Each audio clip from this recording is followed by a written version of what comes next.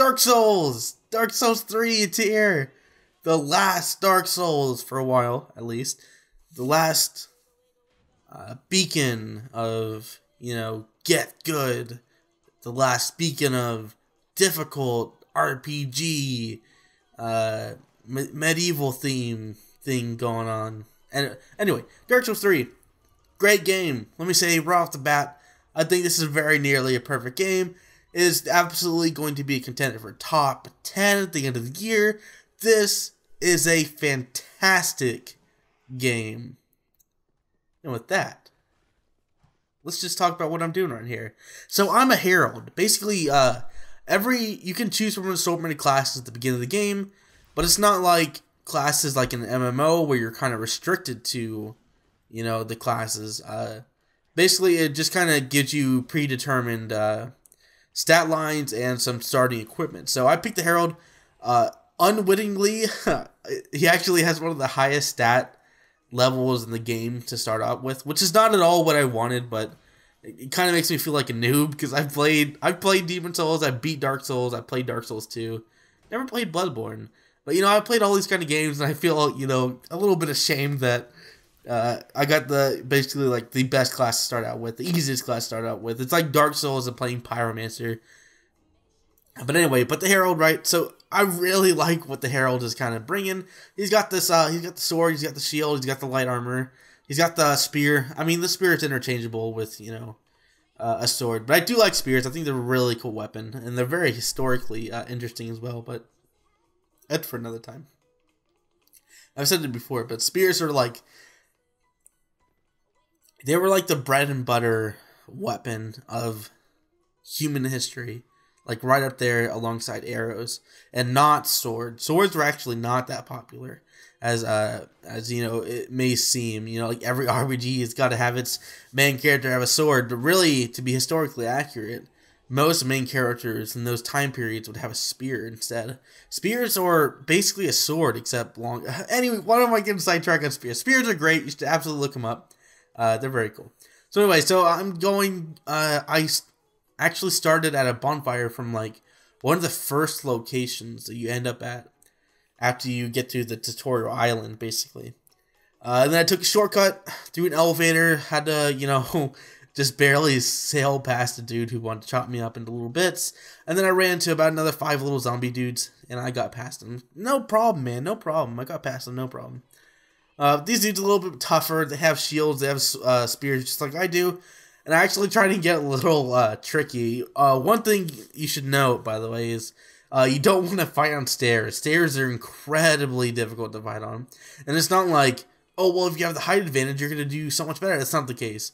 Actually, if you have the height advantage, you're probably going to miss. But this guy is an idiot. He takes a drink of his little Estus flask. You can't do that while I'm around. So I just gotta deal with this guy, and I try to get really tricky with him. I want to like show off for the camera, like dodging without my shield up, and then like power attacking, switching to the two-handed spear, trying to parry and all this.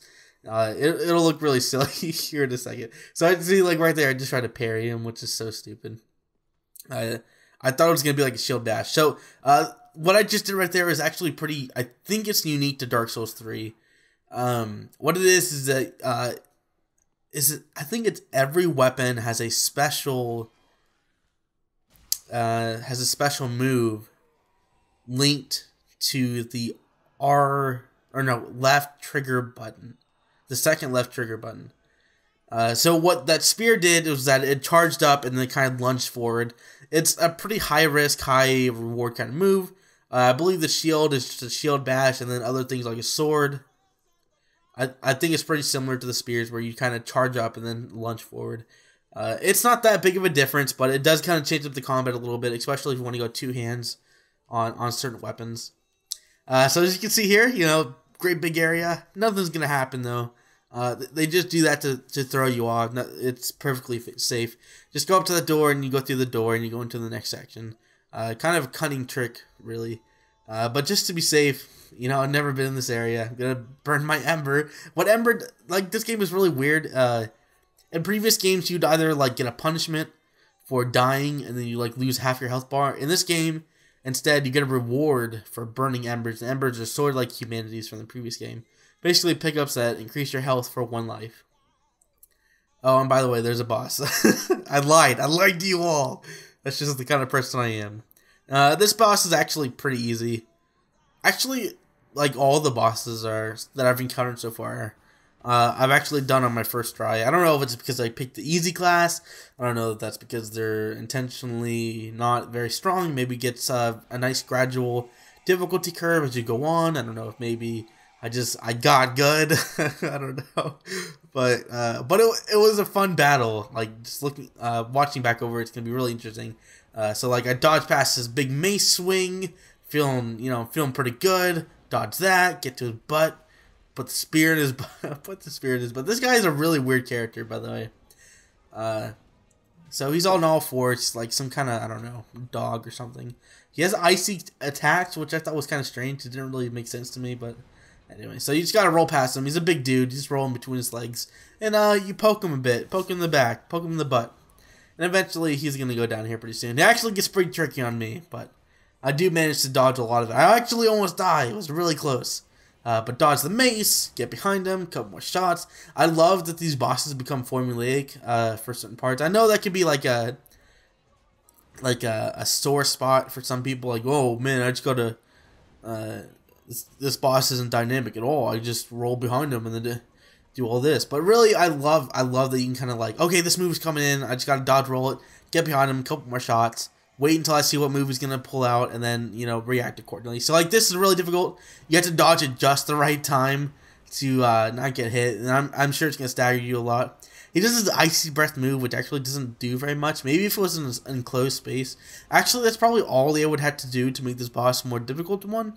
It's just not necessarily increase the damage or speed or anything like that, but decrease the space, and that would have made it a little more difficult. But this is, like, the second boss. This is actually the first boss, not counting the tutorial boss. So it doesn't have to be crazy difficult, but it's just something I noted, that both of the bosses were taken down relatively easily. See, like right here, I got really, really close to death because I kind of get a little overconfident, almost get frozen at the same time. I just barely dodged the ginormous mace, but I'm just fine. Like, it seems like dodge rolling has a few more invincibility frames than it used to, which is pretty nice. So it's a little bit more action-based as opposed to just like straight-up punishing, which I really like.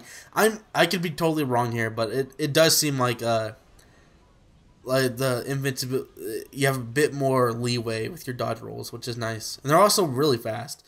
But again, that's probably just because I'm playing a very light armored class. I'm sure if you played someone with a lot of armor, you're going to do your fat roll. But yeah, guy goes down relatively easily. Pretty formulaic boss, which is nice. I did like that. It was a very fun boss to fight.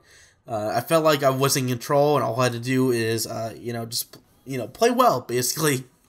And then it happens. It's not like it didn't feel like it was a luck fight, which can be frustrating.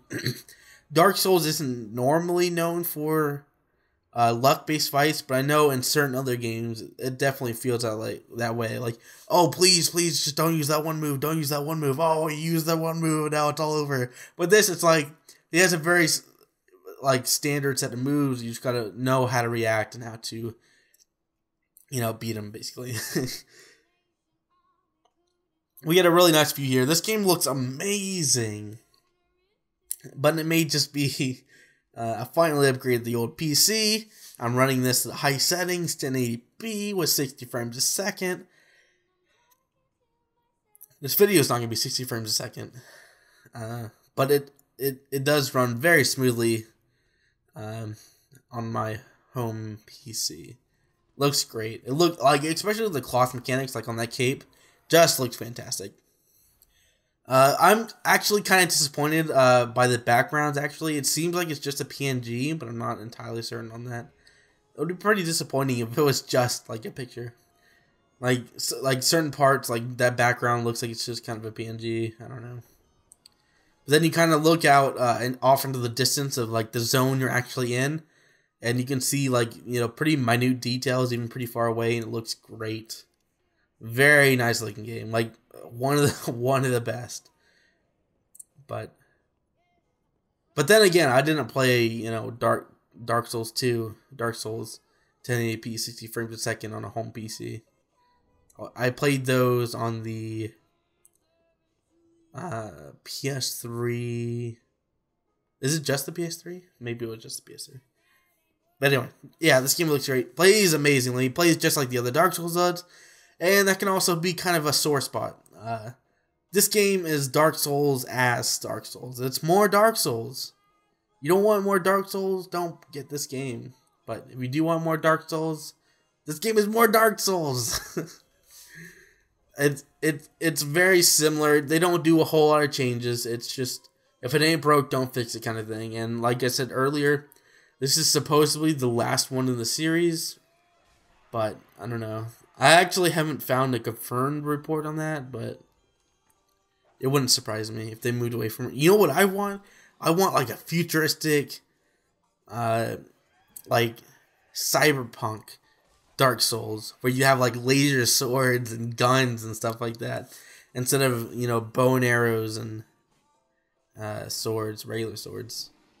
And then enemies can be like basically like the sort of like the synths from Fallout 4, except, you know, a little bit more like, you know, cool looking. The synths from Fallout 4 do not look very cool. They just kind of look lame, but they could do a lot with a cyberpunk or otherwise futuristic setting. But yeah, I mean, it's Dark Souls, man. I mean, and as you're going to see here, it's just like a long, you defeat a boss and then you do a couple hours of, well, I mean, no, you don't have to play it this way, but I feel the ideal way is to kind of beat the boss and then do a couple hours of relatively steady paced, just kind of exploring and adventuring and just kind of like checking out every nook and cranny. Like you see here, I you know, walk back here, find, it's not like it's not a huge reward, but, you know, even like an even bigger reward is the set piece you're about to see here. Like, look at this. Like, this should be in textbooks for game design, for telling a story without having to use text or cutscenes. Like, what happened here? What is this? Why are all these like dudes here? Oh, look at that dragon. That dragon just, how did this bridge like get destroyed? Oh, this dragon probably crashed into it. And then all these dudes are like the pilgrims, right? And they can't go forward because the bridge is gone, so they just die. So that's so like such an incredible way to tell a story, and I love it. That's like chock full, like Dark Souls is so chock full of it, and I love that. It makes exploring and adventuring so much fun. And you don't have to have like, oh, you get your daily reward for checking out the end of this bridge. No, man. Getting to the end of the bridge and seeing the set piece is its own reward. And I'm perfectly fine with that. And then I meet this new dude. This dude is actually going to do like nothing for me. But it's cool to hear out his story. This dude's like, they bring a personality to these like, what I thought to just be basically husks, right? From the intro and whatever. But this guy is like, no, he was like a awesome sorcerer back in this golden city, right? And he thought he was dead, but then here I come along and save everybody. Because that's just what I do. Yeah, and he's like, I'm totally in your debt, man. You're amazing. And I'm like, I know it.